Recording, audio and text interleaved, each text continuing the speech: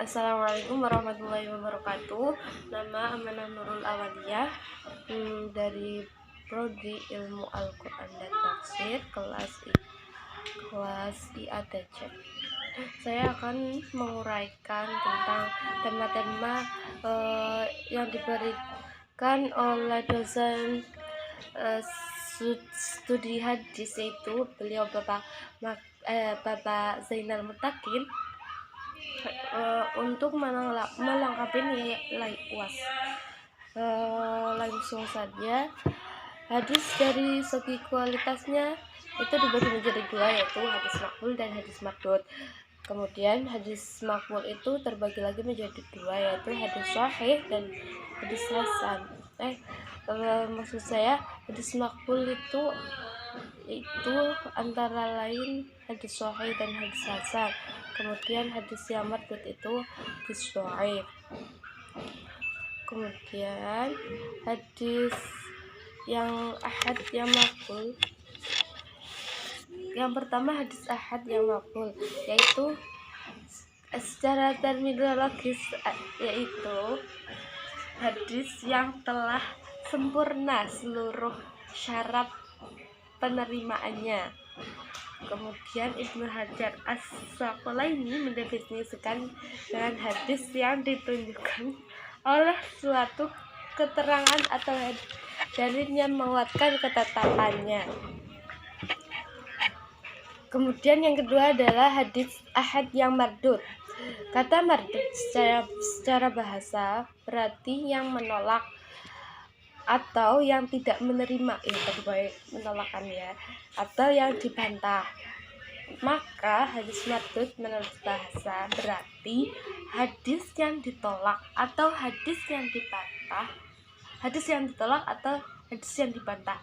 Kemudian secara terminologis hadis mardud yaitu didefinisikan yaitu hadis yang hilang seluruh syarat-syaratnya atau sebagainya.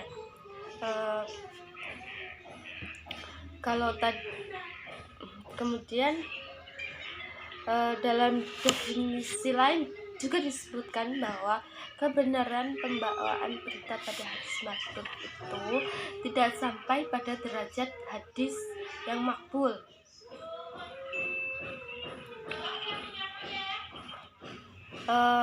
Yang tergolong dalam kategori hadis mardud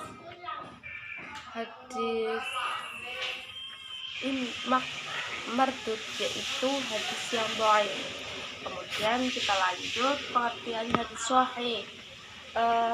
Kata sahih menurut bahasa berarti sehat, selamat, benar, sah, dan yang sempurna. Para ulama biasanya menyebutkan hadis sahih ini sebagai awal kata dari kata sakim, artinya sakit. Maka hadis sahih menurut bahasa berarti hadis yang sah, hadis yang sehat, atau hadis yang selamat. Sedangkan secara terminologis sahih didefinisikan oleh Ibnu Shalah sebagai yaitu hadis yang disandarkan kepada Nabi Shallallahu Alaihi Wasallam yang sanadnya bersambung, diriwayatkan oleh perawi yang adil dan dhabit sehingga sampai akhir sanad tidak ada kejanggalan dan tidak ada yang tidak berilat. Kemudian syarat-syarat hadis sahih yaitu yang pertama diriwayatkan oleh para perawi yang adil. Kemudian kedua, kedhabitan para perawinya harus sempurna. Kemudian ketiga, harus sempurna antara satu sanad dengan sanad yang lainnya itu harus bersambung. Kemudian tidak mengandung cacat atau ilat. Kemudian matanya tidak janggal atau syad. Pembahasan selanjutnya itu hadis hasan, yaitu hadis yang diriwayatkan oleh perawi yang adil tapi itu kurang kuat hafalannya, terus bersambung, sanadnya bersambung, kemudian tidak mengandung ilah dan tidak mengandung syad. Dan definisi di atas menunjukkan bahwa hadis hasan itu sama dengan hadis sahih, tapi berbeda. Perbedaannya hanya pada tingkat kedobitan perawinya. Perawinya itu berada di bawah hadis sahih. Kedobitan perawinya itu di bawah hadis sahih. Syarat hadis hasan antara lain: pertama, para perawinya adil; dua, kedobitan perawinya di bawah perawi hadis sahih; yang ketiga, sanadnya bersambung, tidak terputus antara salah satu dan lain; keempat, tidak dapat syad atau kejanggalan; kelima, tidak mengandung ilat; kemudian yang terakhir yaitu hadis sahih. Dhaif menurut bahasa berarti lemah atau lawan kata dari qawi, kuat. Sebagai lawan dari kata sahih yaitu kata dhaif juga berarti saqim, yang sakit. Maka sebutan hadis dhaif secara bahasa berarti hadis yang lemah, yang sakit, atau yang tidak kuat. Sedangkan pengertian hadis dhaif secara istilah adalah hadis yang kehilangan suatu syarat atau lebih dari syarat-syarat hadis sahih atau hadis hasan, atau hadis yang tidak ada padanya sifat-sifat hadis sahih dan hadis hasan. Dan hadis dhaif merupakan hadis mardud, yaitu hadis yang tidak diterima oleh para ulama hadis untuk dijadikan dasar hukum. Kemudian kita masuk ke tema selanjutnya, yaitu tentang tahrij hadis. Tahrij hadis secara bahasa berarti istinbat atau mengeluarkan, tadrib atau memperdalam, dan tauji atau menampakkan. Maksudnya yaitu menampakkan sesuatu yang masih tersembunyi, kemudian mengeluarkan yang tidak terlihat, dan memperdalam yang masih samar.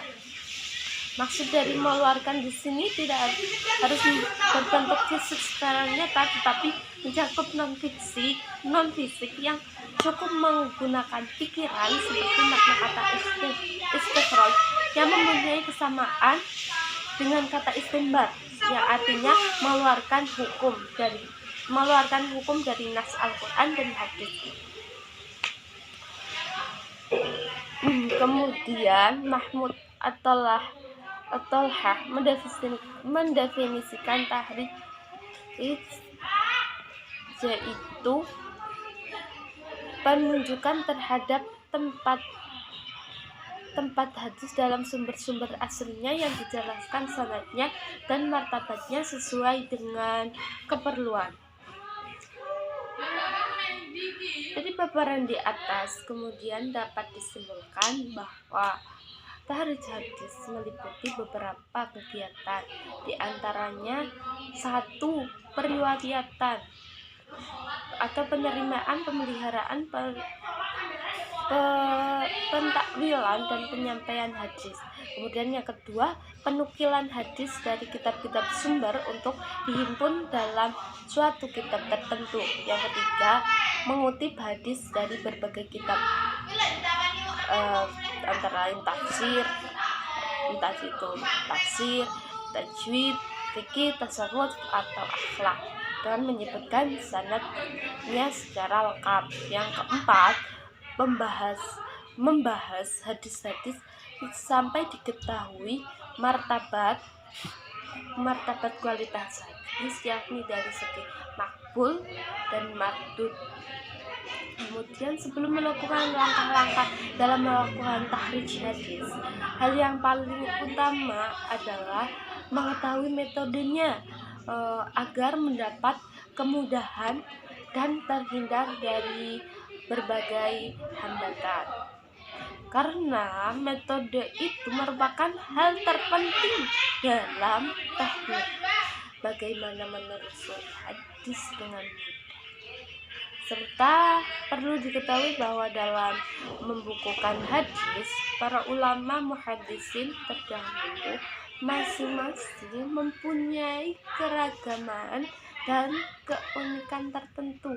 Seperti dalam pengurutannya, ada yang menggunakan huruf alfabet Arab seperti pada kitab Jami' Shaghir kayak Imam As-Suyuti. Kemudian ada juga yang menggunakan cara tematik atau maudhu'i, yakni berdasarkan tema-tema tertentu seperti kitab Jami' As-Sahih lil Bukhari dan Sunnah Abu Dawud.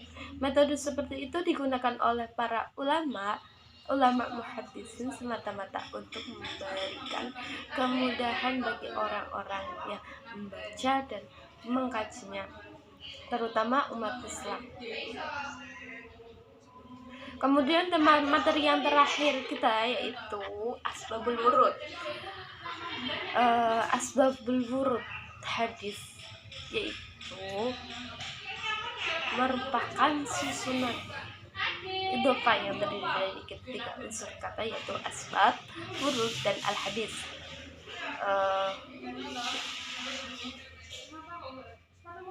Bentuk jamak dari sabab, asbab itu sabab yang berarti tali atau di sini yang dimaksud tali adalah sebagai penghubung antara satu benda dengan benda lainnya, sedangkan menurut istilah adalah segala sesuatu yang mengantarkan pada tujuan. Ada juga yang mendefinisikan dengan suatu jalan menjadi terbentuknya suatu hukum tanpa ada pengaruh apapun dalam hukum itu.